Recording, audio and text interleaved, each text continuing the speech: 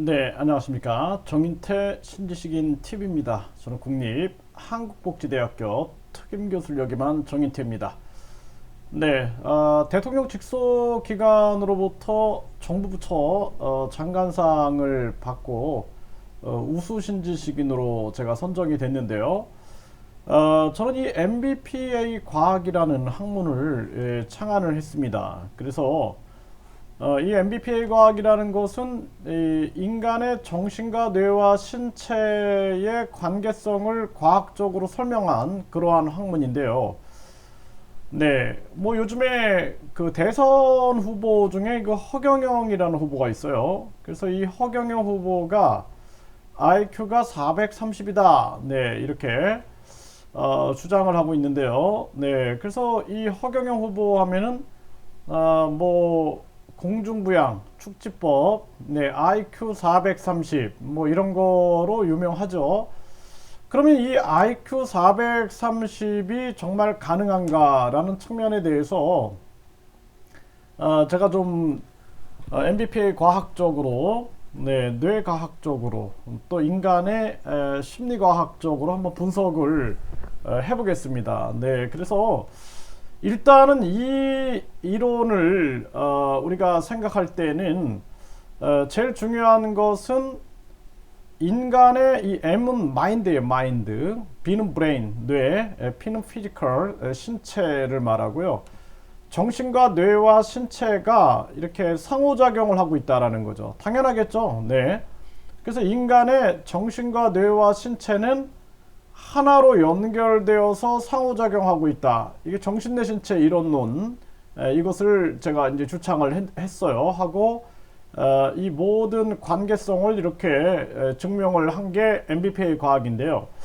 일단은 허경영 후보가 인간의 430 지능이라는 측면으로 분석을 하고 들어갈 때 보면은 인간의 이 정신 세계를 보면은 기억이 있죠. 기억력, 인지, 생각하는 능력, 그 다음에 정서, 감정을 느끼는 게 있어요. 그 다음에 행동 있죠. 행동, 인간의 행동. 그 다음에 언어, 말하는 거, 사회성, 사회적 관계를 맺는 거. 이게 인간의 이제 특성들이거든요. 네, 그래서 이러한 측면들이 있다라는 것을 여러분들이 기본적으로 알고 계시고요.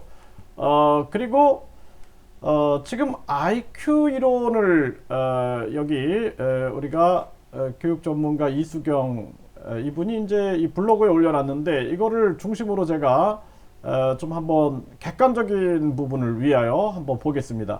흔들리는 IQ 각광받는 MI, 네, 다중지능. 그래서 그동안은 IQ 시대였다라는 거예요. IQ 시대. 그래서 아직도 IQ를 믿으시나요? 이제는 다중지능 시대입니다. 이렇게 얘기를 하고 있죠. 네. 그래서 IQ가 뭐 이렇게 나라별로 IQ 차이가 있다. 뭐 이런 얘기들도 계속 해왔고, 그러면서 이 IQ를 보면은 프랑스의 알프레드 비네는 IQ 이론을 주창을 한 거죠. 근데 하워드 가드너, 미국의 하워드 가드너는 다중지능 이론을 얘기합니다. 그래서 1905년의 이론이고 이거는 1983년도의 이론이에요. 그래서 정신지체화, 그러니까 지금으로 말하면은 우리가 뭐 발달장애, 지적장애라고 얘기하죠. 그때는 정신지체라고 그랬어요. 정신지체와 선별을 위해서 만들었고 IQ 등 단일지능 검사를 보완하기 위해서 만들었다라는 거죠. 가드너는 측정 대상은 기억력, 이해력, 추리력, 계산력. 그러니까 한마디로 말하면은 인간의 인지 영역을 측정을 한 거예요. 기억과 인지 영역. 그래서 기억, 이해, 추리, 계산. 측정 대상을 가드너는 언어, 논리, 수학, 신체 운동, 자아 성찰, 인간, 친화, 음악 등 8개 영역을 가지고 진행을 했다라는 것입니다. 그래서 여러분들이 뭐 IQ 하면은 뭐 이렇게 IQ 검사를 다 받아보셨을 거예요. 이렇게 전개를 했는데 이 중요한 게 이겁니다. 가드너는 인간의 지능이라는 측면들, 이 지능이라는 측면들 IQ라고 기억력, 이해력, 추리력, 계산력을 측정하는 부분에 대해서 부인한 거죠. 그리고 얘기한 게 뭐냐면은 인간에게 인간 친화 지능이 있고 자아 성찰 지능이 있고 자연 지능이 있고 공간 지능이 있고 또 음악 지능이 있고 신체 운동 지능이 있고 논리 수학 지능이 있고 언어 지능이 있다. 그러니까 지능을 8개로 나눈 거죠. 네, 이게 좀 다른 거죠. 그래서 언어 지능이다. 그럼 말재주와 글솜씨로 세상을 이해하는 능력. 논리 수학 지능이다. 숫자나 규칙 등을 잘 익히고 만들어내는 능력. 신체 운동 지능이다. 춤, 운동, 연기 등을 쉽게 익히고 창조하는 능력. 그래서 어떤 사람들은 신체 운동 지능이 높은 거예요. 그래서 손흥민 같은 경우에는 이게 굉장히 높겠죠. 당연히 높을 수밖에 없겠죠. 네, 그래서 이러한 측면들. 음악 지능, 음악과 박자를 쉽게 느끼고 창조하는 능력. 서태지는 고등학교 2학년을 중퇴하지만 베이징 대학의 석좌 교수가 되고 베이징 대학에서 서태지 사상연구소를 만든단 말이에요. 왜 그러냐면은 이 음악 천재죠. 네, 한마디로. 그래서 언어지능, 그쵸? 논리수학지능. 그러니까 언어지능이 뛰어난 사람들은 뭐 대단한 문학가들이 나올 수가 있는 거고, 논리수학지능 이런 것도 있죠, 당연히. 신체운동지능. 그래서 뭐 우리가 그 김연아 선수 같은 경우에 신체운동지능 굉장히 뛰어난 거죠. 네, 공간지능, 도형, 그림, 지도 등을 구상하고 창조하는 능력지능, 자연지능, 환경을 인식하고 분석하는 능력, 자아성찰지능, 자신의 심리와 정서를 파악하고 표출하는 능력, 예, 자아성찰 기능이죠. 인간 친화지능, 대인관계를 잘 이끌어가는 능력. 그래서 이 인간을 친화 능력, 사회성이 굉장히 발달되어 있겠죠. 그래서 이렇게 8개 지능으로 나눈 게 이게 바로 가드너의 다중지능 이론이 되는 거예요. 다중지능 이론. 이해되셨죠? 그래서 이 다중지능 이론에 대한 많은 이제 얘기가 나오게 되는 거죠. 다중지능 이론. 그러니까 인간의 지능을 그동안은 기억력, 그리고 사고력, IQ라고 얘기했으면은 이젠 다중지능 이론이 나오게 되는 거예요. 다중지능 이론. 그래서 저는 이제 여러분들이 이렇게 들었죠. 들었고 나서 정인태 신지식인은 개별활동 지능을 얘기합니다. 개별활동 지능. 그러니까 여러분 잘 들어보세요. IQ 시대는 간 거야. 그래서 IQ는 인간의 생각이나 기억을 주로 측정을 했다 그러면은 그러면 감성 지수가 나와요. EQ는 인간의 감정을 측정하는 거죠. 다른 사람의 감정을 읽고 공감하는 능력. 그 다음에 SQ 해갖고 사회성 지수가 나와요. 다른 사람과의 관계를 잘 맺는 그런 사회성 지수. 뭐 MQ 하면 도덕성 지수도 나오죠. 도덕성 지수. 그러니까 이러한 부분들이 존재하고 있는 거예요. 그런데 가드너는 인간의 지능을 8개로 나눴다라는 거죠. 그래서 가드너 입장에서는 지능론을 비판하고 지능은 결정된다 라고 얘기했는데 이런 것들을 많은 학자들이 이제 비판합니다. 지능은 결정된 게 아니다. 그리고 인간의 지능이 왜 이렇게 다양한데 그것을 한두 가지로 축소시키느냐. 그래서 어떤 아이들은 언어가, 어떤 아이들은 논리지능이, 어떤 아이들은 신체지능, 어떤 아이들은 음악지능, 어떤 아이들은 공간지능, 어떤 아이들은 자연지능, 어떤 아이들은 자아성찰지능, 인간 친화지능이 발달되어 있다. 이렇게 얘기를 하는 거예요. 근데 저는 개별활동지능이라고 제가 얘기했어요. 그러니까 제가 대한민국 신지식인으로서 우수 신지식인으로 이제 제가 선정이 됐는데 가드너보다 더 앞서갈 수도 있는 거예요. 이게 왜 제가 이런 얘기를 하냐면은 제가 학생들한테 항상 대학생들한테도 얘기했던 게 뭐냐면 대한민국의 한글을 봐라. 세종대왕의 그 한글이 세계에서 가장 과학적이다.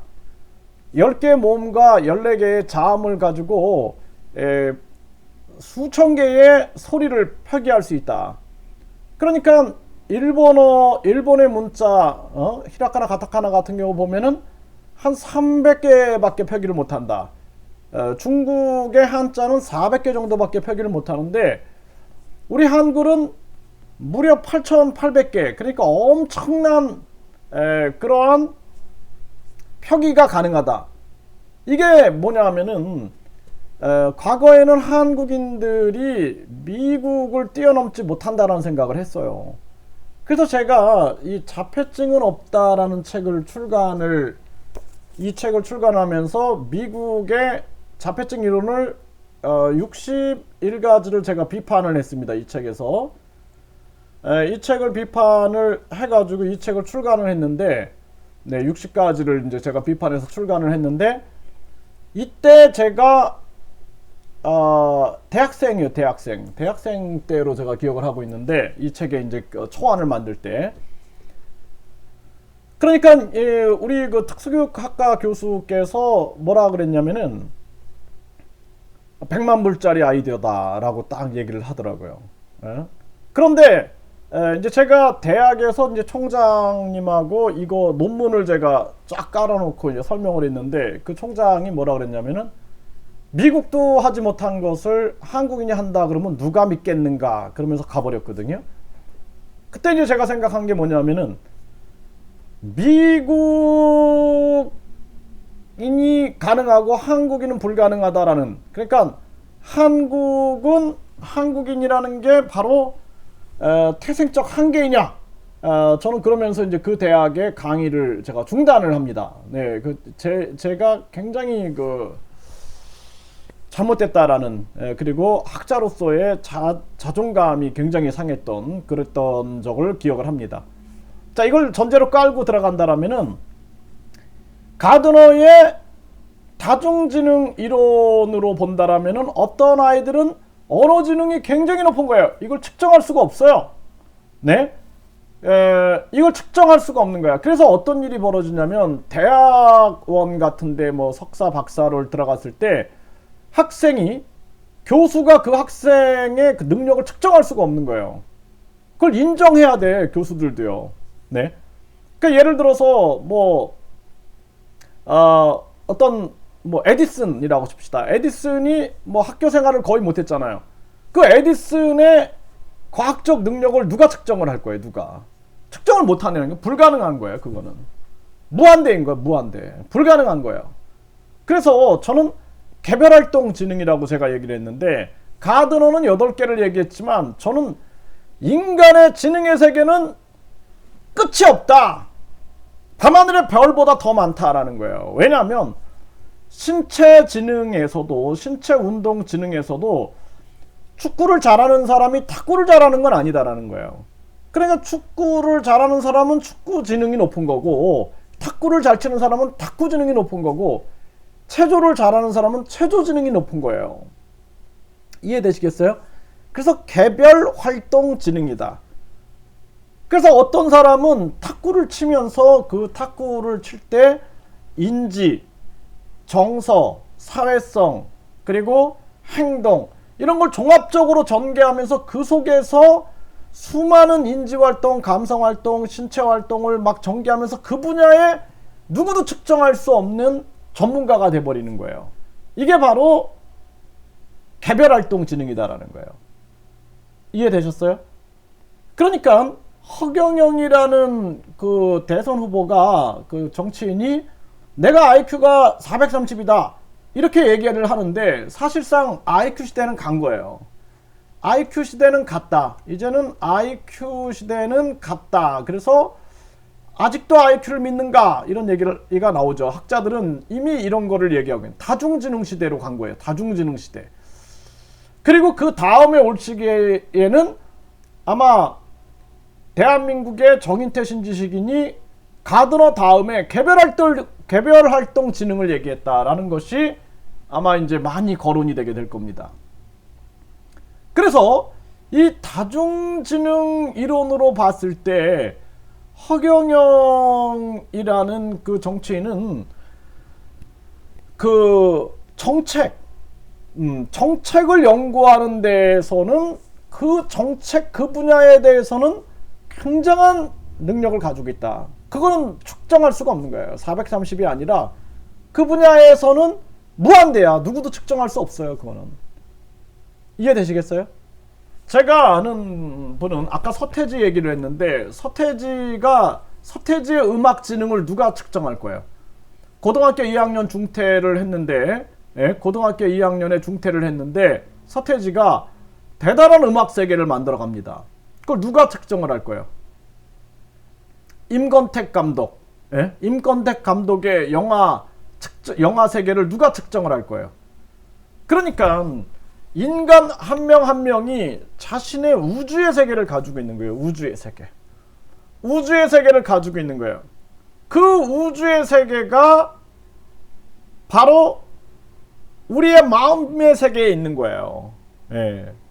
그래서 인간의 두뇌를 연구하다 보면은, 제가 이제 인간의 두뇌를 연구를 하잖아요.